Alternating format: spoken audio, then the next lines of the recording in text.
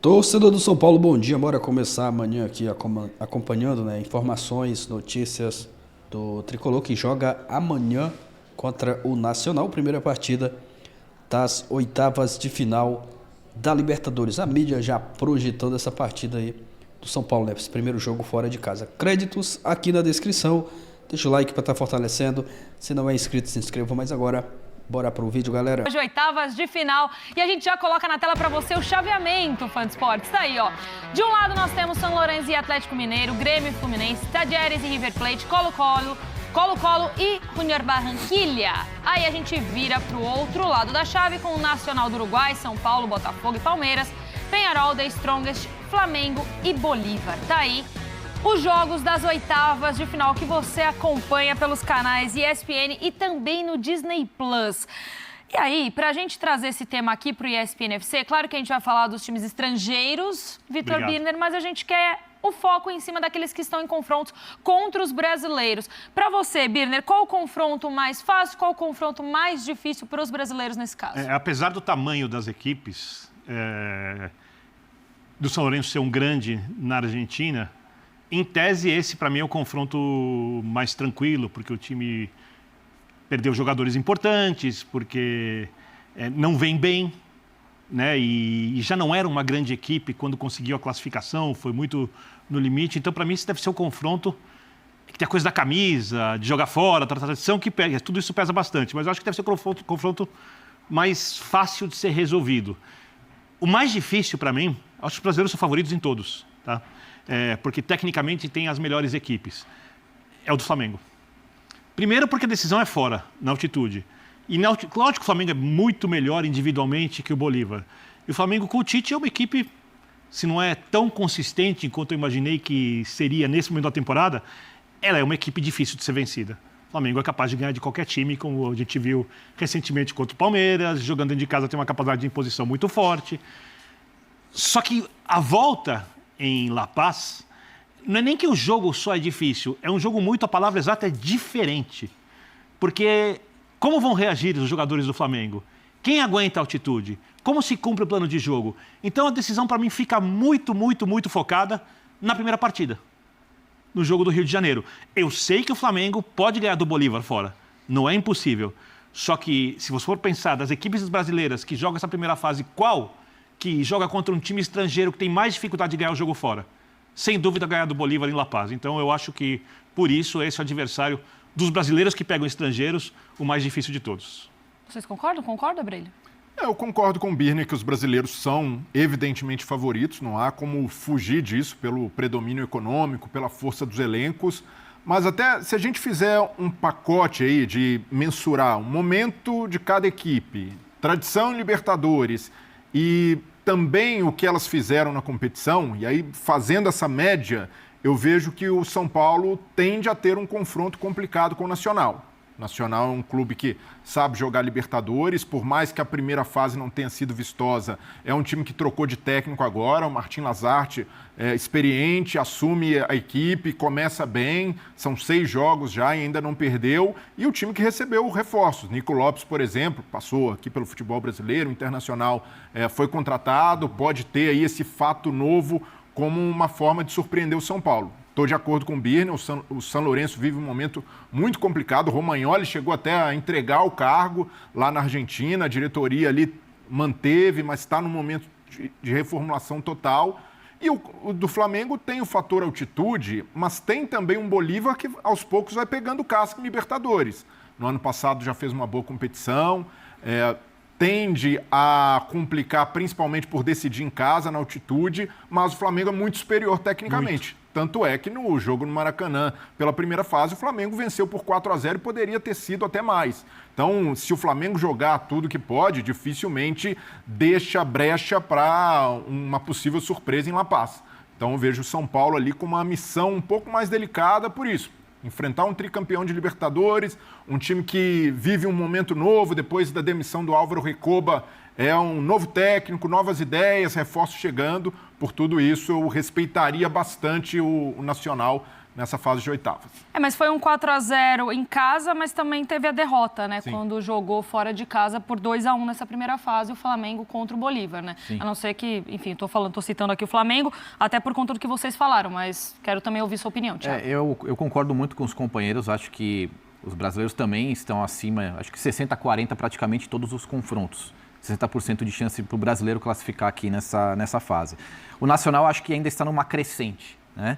É uma equipe que tem muita tradição, mas ainda está muito aquém do que já foi, do que já representou no futebol sul-americano. Tradição, São Paulo. Exatamente, né? E acho que o peso que o Breiler fala, eu acho que até pela perda do Alisson, porque o Alisson acho que era uma peça fundamental no São Paulo e eu acho que, por mais que o Luiz Gustavo tenha crescido bastante, ainda isso possa ter equilibrado um pouco mais o confronto. Mas eu não descarto o São Lourenço, por mais que a fase seja ruim.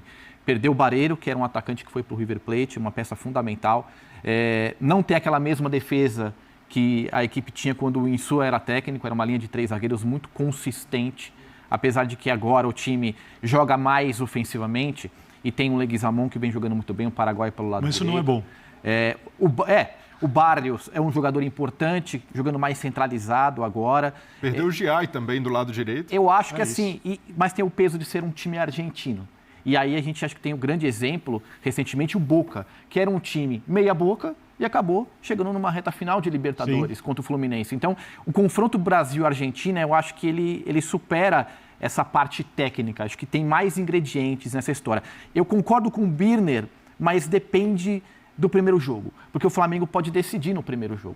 Sim, o Bolívar, concordo com isso. O Bolívar perdeu peças importantes, inclusive o seu artilheiro, o Chico da Costa, que é uma lenda por lá, né? Chaveamento da Copa Libertadores da América, a gente está chegando naquele funil, no momento decisivo, e aí você pode, inclusive, se o seu clube estiver aí, identificar um mapa, né? Até a chegada ali da Glória Eterna, como eles dizem. Glória Eterna está no meio do quadro ali.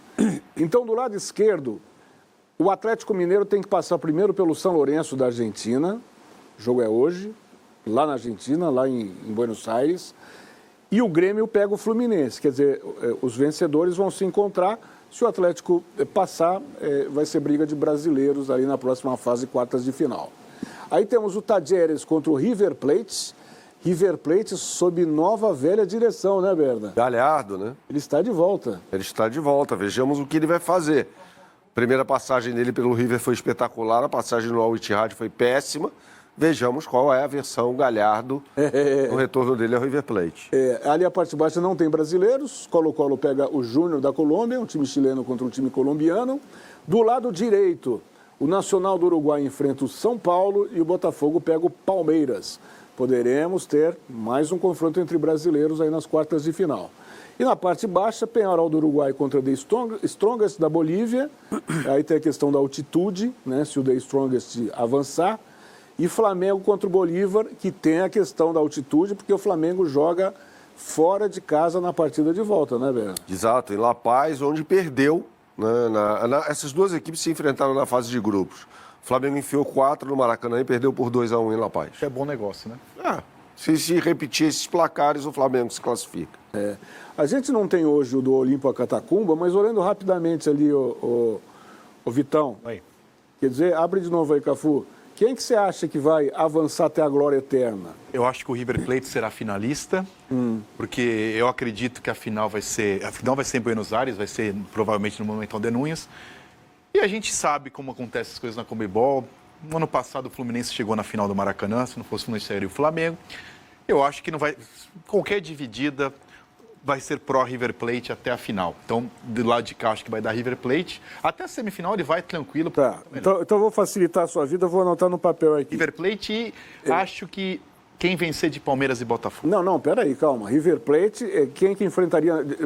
Já vamos passar para a semifinal do lado esquerdo. River e Atlético. Lá. River e Atlético. Opinião do Vitão. Tá. Do lado direito? Lado direito, Flamengo e São Paulo. Não. Flamengo... É que Palmeiras e Botafogo é capaz de ficar agora. São Paulo já está quase nas quartas, né? Flamengo e São Paulo. Flamengo e São Paulo. Pronto. Essa opinião só para acompanhar aí, eu vou com o relator, eu só mudo o Atlético Mineiro, eu vou com o Fluminense. Fluminense? É mesmo, Berna? Pô. Time do Mano Menezes. Jogou mal contra o Vasco. O Vasco jogou bem melhor do que o Fluminense. Mas eu acho que o Fluminense vai passar pelo Grêmio e por quem vier lá do outro lado, entre São Lourenço e Atlético Mineiro. Atual campeão e sem o dinizismo. Não sendo no brasileiro, eu tô torcendo pro Fluminense. Gustavinho, quem é que avança? Vamos preencher as semifinais aqui. Vai. Tá. Semifinais. River e Atlético Mineiro do lado esquerdo. Tamo junto. Bateu. Vocês estão colando. Histórico. O Paulinho tá muito bem. O Hulk não vai jogar a partida de hoje, mas o Paulinho tá aqui. Do lado direito, eu acho que você vai falar Palmeiras. É. Eu tinha certeza. Você acertou. Por que ninguém vota no Botafogo, hein? Tem no São Paulo. Apesar de o Botafogo estar bem, muito bem no Campeonato Brasileiro. Perdeu para a Juventude. 3-0. Mas tá bem no campeonato. Tá bem, é líder. Palmeiras tá bem, o Flamengo tá bem. Então, essa parte de cima da tabela aí, isso é uma briga muito forte. Mas eu acho que da parte de cima sai Palmeiras, da parte de baixo sai Flamengo. Eu votei no São Paulo, porque eu acho que o São Paulo já está nas quartas de final. E aí foi a minha dividida com o Palmeiras e Botafogo. Acho que o São Paulo tem condições de fazer jogo duro contra Botafogo e Palmeiras. Não será favorito. Tem. Mas com o Botafogo e Palmeiras não sei nem se estará nas quartas. Então foi o critério de eu colocar o São Paulo. Ou seja, está se desenhando, eu acho que pelo 5º ano seguido, é isso? 20, 21, 22, 23, 24. Não, brasileiro eu não acredito. De brasileiro na decisão? Não, final brasileiro. Desde 19. 19 o Flamengo ganhou. Vai ter um então, brasileiro. sexto ano seguido. Eu não acredito em final brasileira. Eu acho que o River Plate estará na decisão. Eu acho que o River vai acabar com o Galhardo de volta agora, acho que vai acabar... Assim, na marra, se o Atlético ou o Grêmio ou o Fluminense pegar o River e enfiar 4, vai classificar. Mas em qualquer dividida, esse ano, quando passado era para ter alguém brasileiro no Maracanã, qualquer dividida vai ser pró-River Plate. E eu acho que tão complicado como pegar o River do Galhardo é jogar no Monumental de Nunes. Uma final única lá. É o maior estádio da América do Sul, disparado, quer dizer... E a final é única esse ano lá, né? A final é lá também. Então esse é uma coisa assim, um Flamengo e River, como foi no Peru lá, que deu o jogo. Um jogaço, o Flamengo virou em 5 minutos ali. Agora, no Maracanã, o Flamengo seria favorito. No Allianz Parque, o Palmeiras seria favorito. Na Argentina, final única, o River Plate, se chegar à decisão, é favorito. E agora a gente vai para a Barra Funda do mercado da bola, agitado no São Paulo também. Tem jogador saindo e tem jogador chegando. Quem atualiza tudo isso pra gente é o José Paz. Boa noite, Zé. Conta quem está sendo contratado pelo Tricolor. Fala, Mi, boa noite para você, boa noite para todo mundo aí que vai acompanhando mais uma edição do glorioso Gazeta Esportiva. É o zagueiro Juan, né? Juan com R. Eu já havia trazido a informação para a galera aqui ontem no Gazeta Esportiva, jogador de 25 anos, formado lá no Grêmio, que estava no Sassuolo da Itália, vem por empréstimo aí de uma temporada até o meio do ano que vem, um jogador que nos últimos 3 anos, nas últimas 3 temporadas, atuou 63 vezes lá no Sassuolo, que acabou, infelizmente, indo para a segunda divisão aí para a torcida do Sassuolo na última temporada, mas chega, já fez exames médicos, tudo certo, é jogador do São Paulo até o meio do ano que vem. Já o Juan com J, o jogador revelado aqui, né, made in Cotia, atacante, uma peça importante aí dentro do esquema dos últimos técnicos do São Paulo, ele tá saindo, né, é um jogador que já assinou contrato lá com o Southampton da Inglaterra, ele iria só no início do ano que vem, mas o Southampton vai emprestar o Juan com J para um time da Turquia, que também faz parte aí do grupo que gerencia, que é dono do Southampton. Então, essa negociação toda girando em torno dos 900 mil euros, um pouquinho mais de 5 milhões de reais, então, que o Southampton está pagando para que o Juan saia já agora, já em agosto, e vá lá para esse time da Turquia emprestado pelo clube da Inglaterra. O São Paulo se movimentando bastante aí no mercado da bola, mas claro, de olho na partida contra o Nacional do Uruguai, que acontece na quinta-feira, depois de amanhã, jogo 1 das oitavas de final da Copa Libertadores da América. Não vai ter o Igor Vinícius, que foi cortado dessa viagem aí por uma precaução, uma possível lesão poderia rolar ali com o Igor Vinícius, então não foi para a viagem, vai ser poupado, não vem jogando, aí não jogou os últimos 3 jogos pelo São Paulo, então vai ser desfalque também. O tricolor que viajou hoje lá para o Uruguai por volta das 2h30, o busão saiu daqui, foi para o aeroporto, os jogadores indo aí tradicionalmente, como já é costume, de voo fretado lá para o Uruguai. Essa partida que acontece quinta-feira às 19 horas no horário de Brasília, o jogo 1 das oitavas de final da Copa Libertadores da América, que pode começar a definir aí a temporada, o futuro dessa temporada do São Paulo em 2024, se o tricolor vai ou não para a próxima fase. Claro, tem o jogo da volta que acontece no Morumbi na semana que vem. Devolvo para vocês aí, beijo grande, um abraço, quero que vocês analisem aí todas essas movimentações do São Paulo no mercado da bola, hein, Michele? Tá um frio danado. Beijo grande. Valeu, Zé, brigadão. E aí, Bazejo e Garrafa? Boa movimentação do São Paulo. O São Paulo precisava trazer um zagueiro para substituir o Diego Costa, que foi vendido, vinha tendo dificuldades no mercado, porque o São Paulo atravessa um momento financeiro ainda delicado, então o empréstimo tem sido a saída da diretoria para reforçar o elenco, sem necessariamente investir uma grande quantia de dinheiro, essa quantia que o São Paulo não tem. É um jogador revelado pelo Grêmio, mas jogou pouco, mostrou pouco seu futebol aqui no Brasil, de qualquer forma foi para o futebol europeu.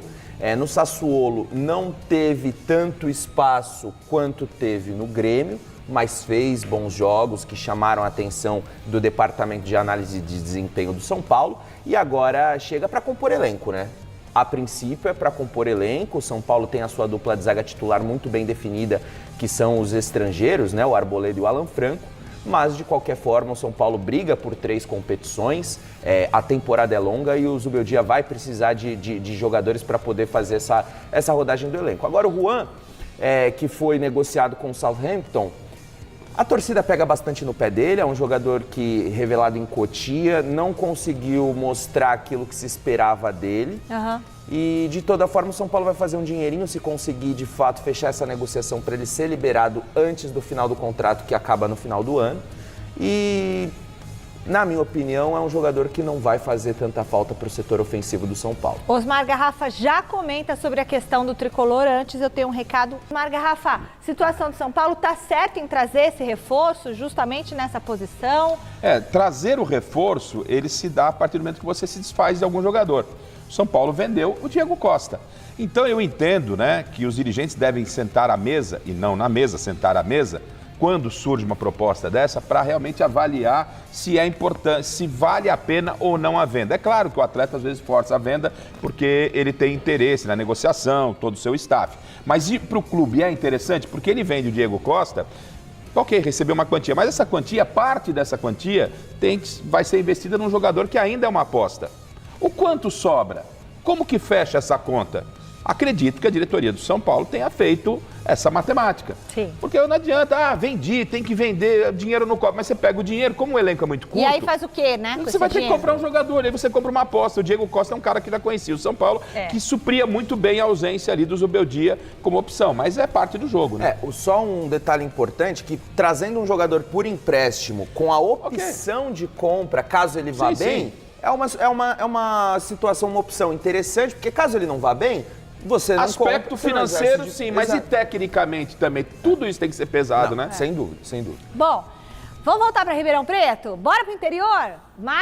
Estamos na janela até o final porque você colocou muito bem. Nós achamos que precisamos de um lateral esquerdo, né? Porque temos o Patrick ainda muito jovem, chegando agora, e o Wellington assinou pré-contrato, e o Wellington tem sido um profissional exemplar aqui, mesmo após a assinatura do pré-contrato, continua se dedicando ao máximo. Mas achamos que precisamos de um lateral esquerdo. Então continuamos no mercado observando a possibilidade de um lateral esquerdo. Estamos analisando todo dia, junto à comissão técnica, junto ao Zubeldia, a questão de um lateral esquerdo. Eu acho que há ainda a possibilidade da chegada de um lateral esquerdo até o final da janela. Não temos nada adiantado, estamos no momento de análise de diversos nomes, mas temos ainda a possibilidade da chegada de mais um jogador. Eu acho que a nossa janela ela é perfeita. Precisa se entender que a nossa temporada ela começa em janeiro, né? Ela não começa no meio do ano. Né? Então a nossa principal janela não é a principal janela da Europa, a nossa principal é janeiro, porque senão eu não tenho elenco a temporada inteira.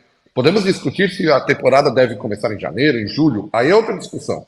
Mas a nossa temporada começa em janeiro, então eu preciso ter o meu time montado em janeiro. E como nós temos menos recursos que alguns outros times, na realidade, a gente sempre antecipa as janelas. né? A gente começa a pensar na janela de janeiro em junho. Nessa janela de agora, nós pensamos em janeiro. E já estamos pensando nesse momento na janela de janeiro do ano que vem. Porque eu tenho que me antecipar a concorrência em algumas situações, justamente porque nós não temos, em alguns casos, o mesmo recurso que outros times. Ô Belmonte, a gente fala sobre o Zubeldia, citando, claro, o trabalho dele, mas tem a situação dos cartões, né? Ele acaba levando muitos cartões. Como é que vocês conversam com ele sobre essa situação? Que tipo de abordagem vocês têm com o técnico? Olha, nós já conversamos, claro, ele chega de outro país ao Brasil, há uma adaptação, há algo que ele fazia, por exemplo, na LDU, e lá não gerava cartões, aqui eventualmente tem gerado. Então nós já conversamos com ele. O que a gente acha também é que há um exagero, não só com relação ao Zubeldia, tá? Eu não estou tratando aqui de uma perseguição ao Zubeldia. Eu acho que há um exagero em cartões que são desnecessários. Quando um cartão é necessário, ok, reclamou, fez, ok, beleza, mas quando o cara passa ali 3 centímetros, 10 centímetros, 15 centímetros da zona que ele tem que ficar, o quarto árbitro chama, foi nesse caso do Atlético Goianiense, o árbitro atravessa o campo inteiro para dar o cartão porque o cara passou 15 centímetros. Aí é aquilo que eu disse, não pode sistematizar isso. O técnico do Atlético Goianiense também saiu e também não nem precisava tomar cartão. Então acho que tem que ter um pouco mais de calma. É claro que o Zubeldia, como eu disse, tomou alguns cartões que foram justos, outros não. Então a gente tem que ter um pouco mais de cuidado de parte a parte, da parte do treino, quantidade de cartões, e também da parte da arbitragem, de não dar cartão por qualquer coisa, parecendo muito mais uma atuação contra quem se manifesta demais. Então eu acho isso também ruim. Você acha que isso na Libertadores tem você percebe que pode ter uma condescendência maior? Está mais fácil lidar com a arbitragem na América do Sul do que no Brasil? Eu acho que sim. Acho que é uma questão de um pouco menos rigor nessa questão de se sair da zona, de se gesticular. Virou aqui uma coisa que parece sempre que é contra o árbitro. E às vezes não é. Às vezes não é contra o árbitro. Né? Às vezes ele está reclamando do próprio jogador, de um lance qualquer, ou de uma falta que ele achou que foi e não foi, ou de sair para andar para falar com o atleta. Assim, há de se ter um pouquinho mais de bom senso, um pouquinho mais de calma, porque hoje, há muito tempo, mas hoje ainda mais, a presença do técnico, o técnico é um dos astros da partida. Além dos jogadores, a presença do técnico no banco melhora o evento. Então, por exemplo, no domingo, num jogo grande, entre 2 times que estão no topo da tabela do Campeonato Brasileiro, nós não teremos o nosso técnico. Isso não é bom para o espetáculo. Ter Zubeldia e Abel no banco nesse jogo, eu não tenho nenhuma dúvida que engrandece o espetáculo. O telespectador, quem estiver assistindo, quer ver o Abel e o Zubeldia, além dos atletas. É assim hoje. Né? E não vai ter por um cartão que não havia nenhuma necessidade nesse caso. Um cartão que não era necessário, podia se passar tranquilamente sem o cartão. É isso. Essa é a questão. É isso aí, torcedor do São Paulo, pessoal, já projetando essa primeira partida das oitavas de final da Libertadores, onde o São Paulo joga contra o Nacional. Inclusive, o São Paulo já está lá no Uruguai, onde vai enfrentar o Nacional nessa primeira partida das oitavas. Jogo muito importante e nesse jogo aí fora de casa tem que ter muito cuidado, tem que voltar vivo, né? Não pode vacilar nesse primeiro jogo fora de casa, né? O ideal era trazer uma vantagem para o jogo da volta no Morumbi. Mas o São Paulo chega aí, acredito que é até o favorito para esse jogo. Fora de casa, eu não coloco o São Paulo assim, o grande favorito, né? Mas no confronto, o São Paulo é favorito sim para avançar. É claro que tem que entrar com muita atenção. O Libertadores, a gente sabe como que funciona, né? Tem que entrar com muita atenção. Mas tem tudo para ser um bom jogo aí. Quem sabe, né? O São Paulo conquistar já uma vitória nessa primeira partida, jogando fora de casa contra o Nacional. Aproveita e já deixa seu palpite aqui nos comentários. Tá confiante? Acredita que o Tricolor vai avançar? Comenta aqui abaixo. Pessoal aí, né? Já projetando o Birner, projetando a sequência aí, qual dos adversários tem um confronto mais difícil, colocando também aí o Flamengo no meio do debate. Mas vamos aguardar, né? Comenta aqui abaixo a sua opinião, a sua expectativa para essa partida aí contra o Nacional. Se inscreve também se não é inscrito. Obrigado a você que assistiu até o final. Uma ótima quarta-feira para você. Valeu, galera, e até o próximo vídeo.